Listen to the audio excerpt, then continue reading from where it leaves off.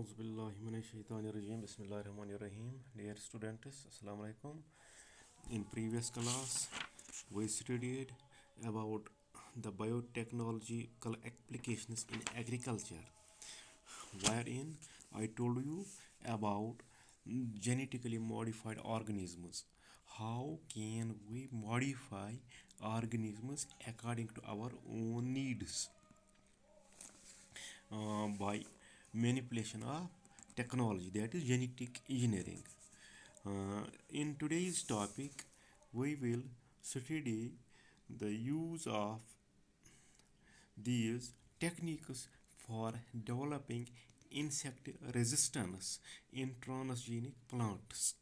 This is the application of biotechnology in agriculture.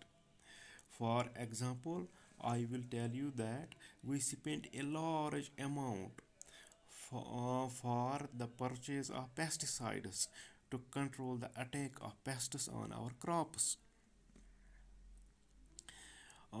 Now, with the help of biotechnology, we can produce insect resistant varieties in crop plants, thereby creating insect resistance and reducing the use of these pesticides and other chemicals. One such example is BT cotton. BT cotton. BT cotton is one such example. This actually BT, it is a short form for a bacterium that is Bacillus thuringiensis. BT, इसको लिखते हैं हम short Bacillus thuringiensis. This is a bacterium which produces a toxin that is called a BT toxin. BT toxin is produced by bacterium Bacillus thuringiensis. This BT toxin has been cloned from bacteria and expressed in plants. जो ये BT toxin है, ये clone किया गया है bacteria से और अब प्लांट्स में एक्सप्रेस किया गया ताकि इसको रेजिस्टेंस मिल जाए अगेंस्ट इंसेक्ट से इसको रेजिस्टेंस मिल जाए। हमें फिर इंसेक्टिसाइड्स की ज़रूरत नहीं पड़े हमें इंसेक्टिसाइड्स की ज़रूरत नहीं पड़े। जो ये सॉयल बैक्टीरियम है बैसिलस थोरनजेनेसिस, ये एक प्रोटीन तैयार करता है जो मारता है कुछ इंसेक्ट्स को। For example lepidopterans, beetles, flies and mosquitoes को ये प्रोटीन जो है बीटी प्रोटीन, ये इनको किल करता है दीज इंसेक्ट्स को। जो ये बैसिलस थोरनजेनेसिस से ये कुछ प्रोटीन क्रिस्टल्स बनाते हैं जिनमें एक टॉक्सिक इंसेक्टिसाइडल प्रोटीन होता है। जो ये प्रोटीन होता है ये it exists as inactive protein. This protein exists as inactive protein prototoxin in bacterium. This exists as inactive prototoxin in bacterium. इसलिए ये इसको बैक्टीरियम को किल नहीं करता है because it is in inactive form. It is in inactive form in this bacterium. लेकिन जब when insect इसको इंजेस्ट करता है इस प्रोटीन को, जो इनएक्टिव टॉक्सिन होता है ये एक्टिव होता है इसके गट में या इसके एलिमेंट्री कैनाल में, क्योंकि इंसेक्ट के एलिमेंट्री कैनाल में जो पीएच होता है दैट इज़ अल्कलाइन। जो ये क्रिस्टल फिर होता है ये सॉल्युबलाइज होता है, सॉल्व होता है उस अल्कलाइन पीएच में ये सॉल्व होता है। अब जो ये एक्टिवेटेड प्रोटीन जो होता है ये पोर्स क्रिएट करता है, इट क्रिएट्स पोर्स, और इससे सेल स्वेलिंग होती है और फाइनली डेथ ऑफ इंसेक्ट। जो ये प्रोटीन होता है activated protein, it creates pores and causes cell swelling and finally death of insect, और इंसेक्ट की डेथ क्रिएट करता है। जो ये बीटी टॉक्सिन है these genes were isolated from Bacillus thuringiensis। ये एक सॉइल बैक्टीरियम है और इनको बहुत से क्रॉप प्लांट्स में इनकॉर्पोरेट किया गया है जेनेटिक इंजीनियरिंग की मदद से। इनको बहुत क्रॉप प्लांट्स में, फॉर एग्जांपल कॉटन में, बीटी कॉटन जो है वो यही एक एग्जांपल है, ट्रांसजेनिक प्लांट है। कुछ स्ट्रेन्स जो हैं इस बैसिलस थोरेंजेनिस की वो इसमें इंट्रोड्यूस किए गए। अब कौन सा जीन हमें ट्रांसफ़र करना है वो डिपेंड करता है क्रॉप कौन सा है और टारगेट पेस्ट, किस पेस्ट को हमें टारगेट करना है उस पर डिपेंड करता है। क्योंकि मोस्ट जो बीटी जीन्स हैं that are insect group specific, जैसे पर्टिकुलर वो एंजाइम होता है स्पेसिफिक ऑन सबस्ट्रेट, ऐसे ही जो ये बीटी जीन होता है ये इंसेक्ट ग्रुप स्पेसिफिक होता है। जो इसमें टॉक्सिन होता है उसके लिए एक जीन होता है जो इसको कोड करता है, उसको बोलते हैं क्राइजीन।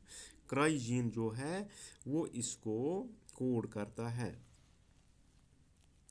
दो क्राइजीन्स, cry 1AC and cry 2AB, वो इनकॉर्पोरेट किए गए इसमें कॉटन प्लांट में। कॉटन प्लांट में दो जीनस इनकॉर्पोरेट किए गए, एक है ये क्राई 1AC और सेकंड है क्राई 2AB। ये कॉटन में जो कॉटन फिर हासिल किया गया उसको बीटी कॉटन कहते हैं, क्योंकि इसमें ये ट्रांस जीन्स बीटी जीन्स हैं जो बॉल वर्म को कंट्रोल करते हैं। इसी तरह क्राई फर्स्ट AB इंट्रोड्यूस किया गया कॉर्न में, क्राई फर्स्ट AB कॉर्न में इंट्रोड्यूस किया गया, जिससे इसको रेजिस्टेंस मिल गई कॉर्न बोरर से। जो सिस्टम को वो सुराख करता था उसको कॉर्न बोरर कहते हैं, उससे रेजिस्टेंस मिल गई। ऐसे ही पेस्ट रेजिस्टेंस ट्रांसजेनिक प्लांट्स में अगेंस्ट रेजिस्टेंस अगेंस्ट नेमेटोड्स। ये nematodes these are round worms which are present in soil which infect plants, animals as well as human beings. Nematodes affect plants, animals as well as human beings.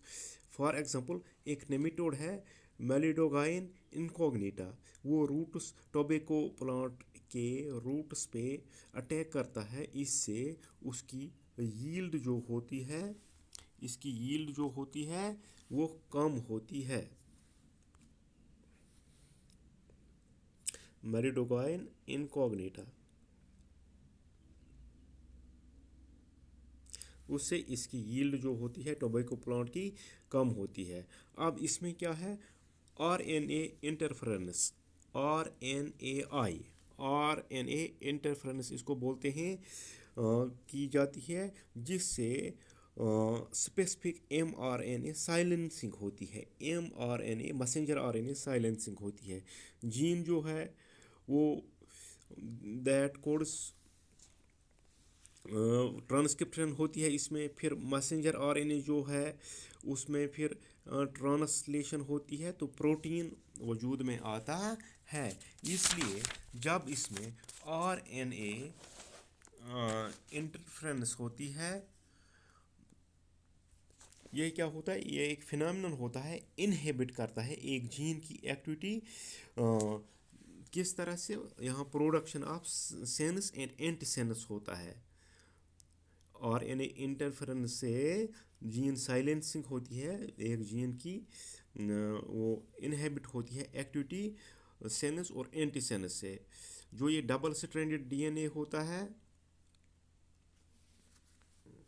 जो strand gene को code करता है उसको sense बोलते हैं, और strand दूसरा strand antisense बोलते हैं। RNA या DNA वो सिंगल स्ट्रैंडेड न्यूक्लिक एसिड जो है वो कम्प्लीमेंट्री होता है, फिर वो कोड करता है सिंगल स्ट्रैंड, इसको बोलते हैं कम्प्लीमेंट्री टू mRNA। अब इसमें agrobacterium vector nematode specific genes agrobacterium की मदद से इस नेमेटोड स्पेसिफिक जीन्स इंट्रोड्यूस की जाती हैं होस्ट प्लांट में, जो इंट्रोड्यूस होता है डीएनए। इससे बोथ सेंस और एंटीसेंस आरएनए होस्ट सेल में प्रोड्यूस होते हैं, जो कम्प्लीमेंट्री होते हैं एक दूसरे की, और वो एक डबल स्ट्रैंड एमआरएनए बनाते हैं, जिससे आरएनएआई या आरएनए इंटरफेरेंस होती है, और जो ये जीन होती है ये साइलेंस होती है स्पेसिफिक आरएनए में। नेमेटोड का जो एमआरएनए है वो साइलेंस होता है। नेमेटोड इसलिए सर्वाइव नहीं कर सकता है इस ट्रांसजेनिक प्लांट में। इसको हम बोलते हैं साइलेंसिंग। एमआरएनए साइलेंसिंग ये होती है जब हम आरएनएआई यानी आरएनए इंटरफेरेंस करते हैं, जीन साइलेंसिंग करते हैं। उसकी वजह से जो ये नेमेटोड होता है ये सर्वाइव नहीं कर सकता है।